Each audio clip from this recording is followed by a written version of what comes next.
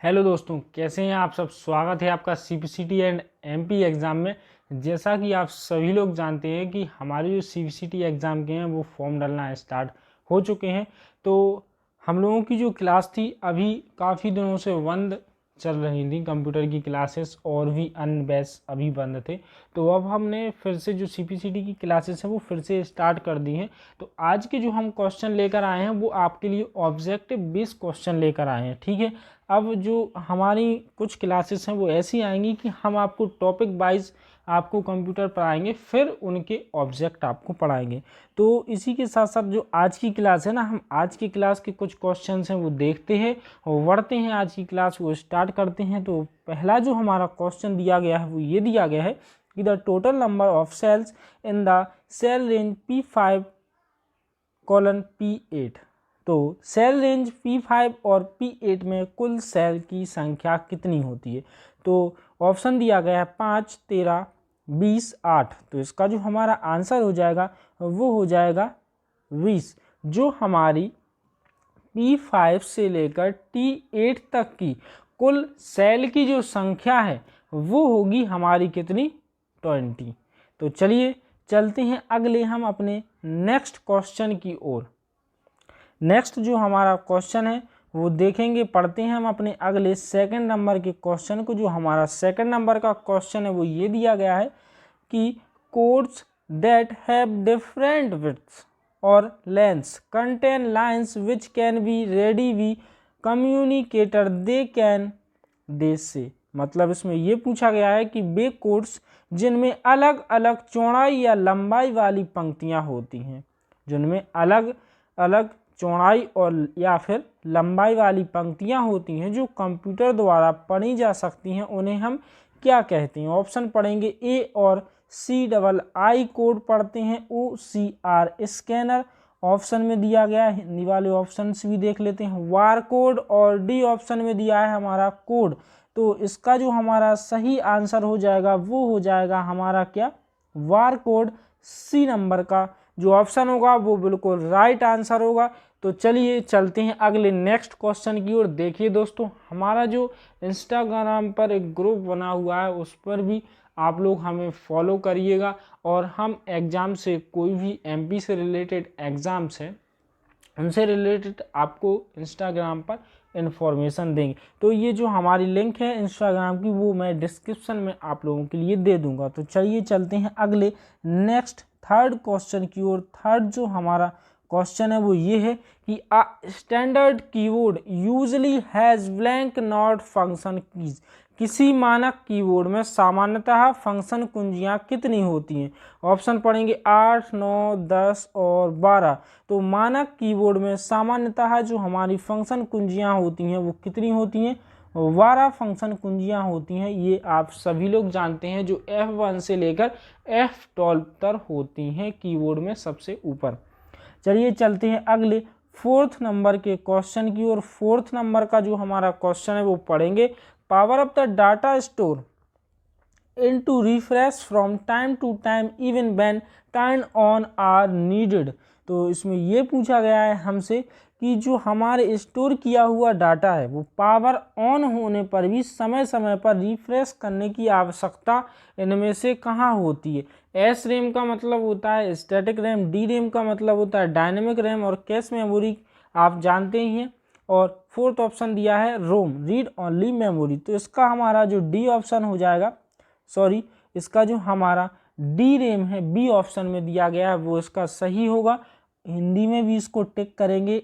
अगला क्वेश्चन अभी देखते हैं। तो इसमें ये पूछा गया है कि स्टोर किए हुए डाटा को पावर ऑन होने पर भी समय समय पर रिफ्रेश करने की आवश्यकता होती है। तो वो होती है हमारी कहाँ पर, डी रैम मतलब डायनेमिक रैम में। चलिए चलते हैं अगले नेक्स्ट फिफ्थ क्वेश्चन की ओर। पांचवा जो हमारा क्वेश्चन है वो क्या है कि data stored on which of the following can be programmed again after erasing can. निम्नलिखित में से किस पर स्टोर किया हुआ डेटा इरेज होने पर मिटने के बाद फिर से प्रोग्राम किया जा सकता है। ईपी रोम में, ईईपी रोम में, सेकंड ऑप्शन दिया है ईपी रोम में या फिर पी रोम में, और सी ऑप्शन में दिया है हमारा क्या, रोम और पी रोम। और फोर्थ ऑप्शन में दिया है हमारा ई पी रोम या फिर पी रोम। तो इसका जो हमारा आंसर हो जाएगा वो हो जाएगा क्या, electrical programmable read only memory भी और erasable electronical programming read only memory A option में दिया गया है। तो इस हिसाब से जो हमारा आंसर होगा वो क्या होगा, ई पी रोम और double E P ROM. Store किया हुआ डाटा स्टोर किया हुआ जो डाटा है ना वो इरेज या मिटने के बाद प्रोग्राम किया जा सकता है, तो वो इस मेमोरी के अंतर्गत किया जा सकता है। चलते हैं अगले छठवें नेक्स्ट क्वेश्चन की ओर। Auto mechanical mouse ball motion detection is used for, option पढ़ेंगे laser, rubber, optical sensor, ultraviolet light. तो ऑटो मैकेनिकल माउस वॉल की गति का पता लगाने के लिए किसका यूज किया जाता है, लेजर का, रबर का, ऑप्टिकल सेंसर या अल्ट्रा वायलेट लाइट पराबैंगनी किरणों का। तो इसका जो हमारा ऑप्शन में आंसर होगा वो होगा क्या, ऑप्टिकल सेंसर, प्रकाश संवेदन। चलिए चलते हैं अगले नेक्स्ट सातवें क्वेश्चन की। सातवां जो हमारा क्वेश्चन है वो ये है कि select the statement true and false. तो इसमें दो ऑप्शन दिए गए हैं, उनमें ये बताना कि कौन सा सही है कौन सा गलत है।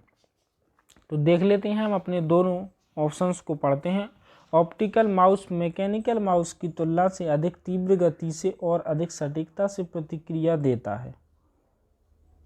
तो ये जो हमारा ऑप्शन है वो बिल्कुल राइट है कि जो हमारा ऑप्टिकल माउस होता है वो मैकेनिकल माउस की तुलना में अधिक तीव्र गति से और अधिक सटीकता से प्रतिक्रिया देता है। चलिए चलते हैं अगले सेकंड ऑप्शन को पढ़ते हैं। तो कॉर्डलेस माउस कंप्यूटर के साथ संवाद करने के लिए इंफ्रारेड या फिर रेडियो तरंगों पर निर्भर करते हैं। तो ये भी जो हमारा ऑप्शन दिया गया है वो सही है। तो इस हिसाब से जो हमारे ऑप्शन दिए गए हैं वो सत्य कहाँ पर हैं, डी ऑप्शन में दोनों सत्य दिए गए हैं। तो दोनों ही ऑप्शन हमारे क्या है, सही हैं। चलिए चलते हैं अगले नेक्स्ट आठवें क्वेश्चन की ओर। इसमें match the following set one set second में मैचिंग मिलान करना है। इसमें देखेंगे जो लिखा है लगन मेमोरी इकाइयाँ बिट्स और bytes input device OCR computer की विशेषता। तो जो हमारा इसमें से ऑप्शन में जो हमारा पहला लगन दिया हुआ है, लगन मतलब प्रीसर्वेंस, तो इसका किससे संबंध है ये देखते हैं। तो इसका जो हमारा संबंध है फर्स्ट वाले, ये हमारी एक कंप्यूटर की क्या है, विशेषता है। और सेकंड दिया गया है बिट्स और बाइट्स, ये क्या होती हैं, हमारी क्या मेमोरी की इकाइयां हैं। तो ये दूसरे नंबर का है। OCR आप जानते ही हैं एक इनपुट डिवाइस है, ये हमारा तीसरे नंबर का है। तो इसमें ऑप्शन में देखते हैं कहाँ पर कौन सा इस हिसाब से ऑप्शन दिया गया है। तो ये दिया गया है हमारा C नंबर के ऑप्शन में कि पहले का संबंध तीसरे से और दूसरे का संबंध पहले से और तीसरे का संबंध दूसरे से। चलिए चलते हैं अगले क्वेश्चन की ओर। अगला जो हमारा क्वेश्चन है वो ये है कि विच printer prints characters in only one stroke. कौन सा प्रिंटर केवल एक स्ट्रोक में कैरेक्टर को प्रिंट करता है। तो ऑप्शन पढ़ेंगे laser printer, dot matrix printer, line printer, plotter. तो जो हमारा प्रिंटर है केवल एक ही स्ट्रोक में कैरेक्टर को प्रिंट करेगा वो करता है हमारा कौन सा, डॉट मैट्रिक्स प्रिंटर। चलिए चलते हैं अगले 10वें नंबर के क्वेश्चन की ओर। अगला जो हमारा क्वेश्चन है वो ये है largest of the following which are the units. निम्नलिखित में से संग्रहण या स्टोरेज की सबसे बड़ी इकाइयाँ कौन सी हैं।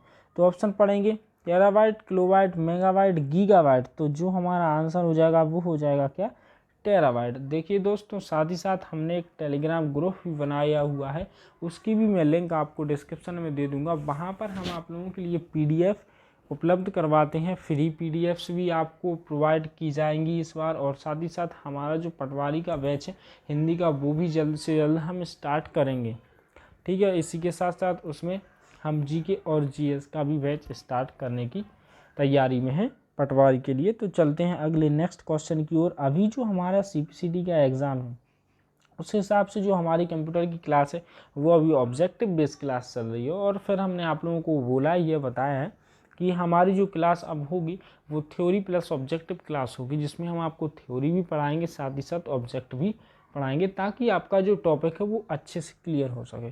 तो पढ़ते हैं हम अपने अगले 11वें क्वेश्चन को। The software that controls the entire working of the computer system is called. किसी भी कंप्यूटर प्रणाली के संपूर्ण कार्य को नियंत्रित करने वाला सॉफ्टवेयर क्या कहा या क्या कहलाता है? System software, linker, application software और वर्ड प्रोसेसर। तो कंप्यूटर प्रणाली की जो हमारे संपूर्ण कार्य को नियंत्रित करने वाला जो सॉफ्टवेयर होता है वो होता है हमारा कौन सा? System software. और जो हमारा एप्लीकेशन सॉफ्टवेयर वो एप्लीकेशंस को कंट्रोल्स करता है।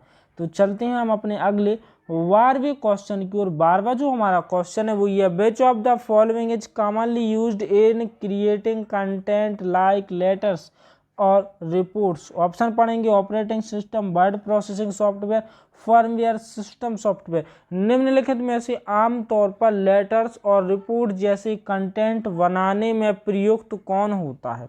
ऑप्शन पढ़ेंगे, operating system, word processing system, firmware और सिस्टम सॉफ्टवेयर। तो इसका जो हमारा आंसर है वो वर्ड प्रोसेसिंग सॉफ्टवेयर, जो आमतौर पर लेटर्स और रिपोर्ट जैसे कंटेंट को बनाने के लिए यूज़ होता है वो होता है हमारा वर्ड प्रोसेसिंग सॉफ्टवेयर।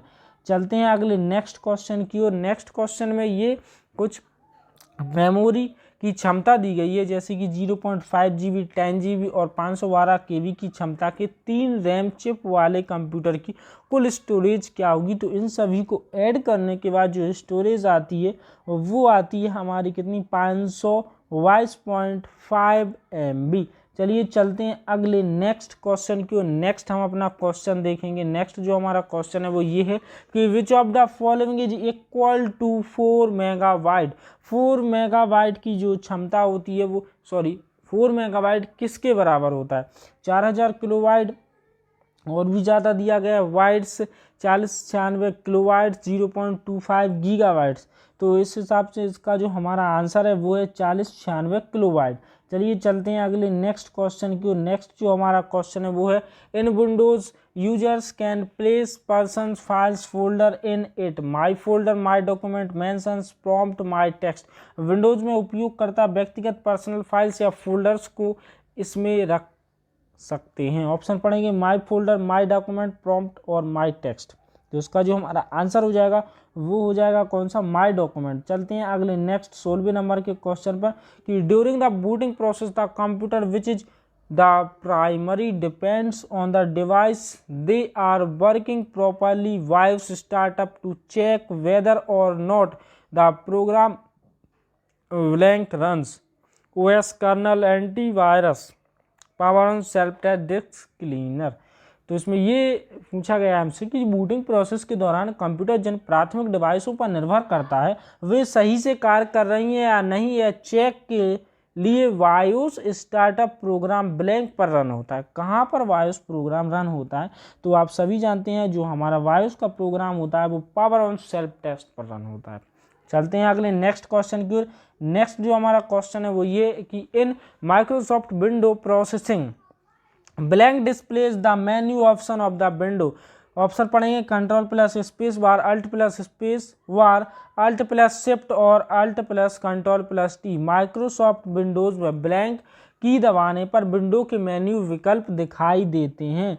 तो हम अल्ट प्लस स्पेस बार का जो यूज़ है उसका यूज़ करने पर माइक्रोसॉफ्ट विंडोज़ में विंडो के मेन्यू विकल्प दिखाई देते हैं। कब? शॉर्टकट की कौन सी? Alt plus space bar. चलते हैं अगले 18वें नंबर के क्वेश्चन पर। In screen resolution description such as 720p the letter P stand for. P का यहाँ पर मतलब पूछा गया है कि इसमें जो हमारा स्क्रीन रेजोल्यूशन विवरण है जैसे कि 720p में अक्षर P का क्या अर्थ है? पॉइंट, पिक्सल, प्रोग्रेसिव और प्रीसीजन। तो इसका जो हमारा सही आंसर हो जाएगा वो हो जाएगा क्या? पिक्सल से इसका संबंध है। चलते हैं अगले नेक्स्ट क्वेश्चन की ओर। नेक्स्ट जो हमारा क्वेश्चन है वो क्या है? द कीबोर्ड शॉर्टकट की of undo is control X, control C, control Z, control Y। तो इसका जो हमारा आंसर है वो क्या है? Control Z। चलते हैं अगले नेक्स्ट क्वेश्चन की ओर। यहाँ पर इसको टिक करेंगे। 20 नंबर का जो हमारा क्वेश्चन है वो ये है कि effort to make it safe from unauthorised access, the process of encoding information in, अनाधिकृत पहुंच एक्सेस से सुरक्षित बनाने के प्रयास में जानकारी को एनकोड करने की प्रक्रिया को क्या कहा जाता है। तो ऑप्शन पढ़ेंगे डिस्क्रिप्शन, इनक्रिप्शन, ऑथराइजेशन, ऑडिटिंग। तो इसको कहा जाता है हमारा क्या, इनक्रिप्शन।